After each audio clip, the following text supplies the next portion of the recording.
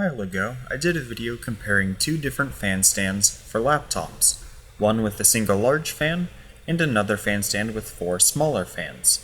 And the results were basically that either one was better than not having one at all, but having the more fan area, even though on smaller fans, was the better option. However, I decided this wasn't nearly inconvenient enough, so I decided to go for an even larger single fan solution, trying to see if one fan could indeed be better. So if you're after cooling at the expense of all convenience, is it worth it?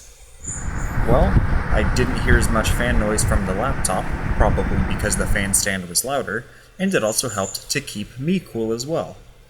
However, you can't really fit this in your lap, and if you're trying to game at a desk or anything like that, you'll have to allow ventilation underneath it, and you'll have to hunch over to play anything on your laptop.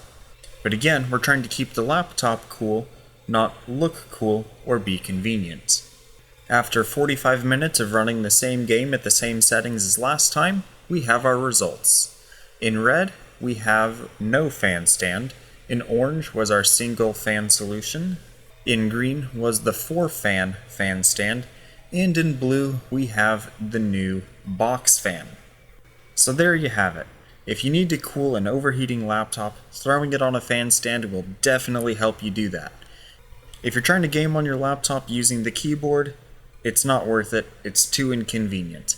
But if you were playing with a controller and you had your laptop hooked up to another display, this could potentially be a somewhat viable option. Or if you were trying to render something on your laptop for a while, such as with Adobe Premiere or some other video editing program, putting your laptop on a fan stand could be a pretty smart move. Speaking of smart moves, why don't you check out some of these other videos and get educated?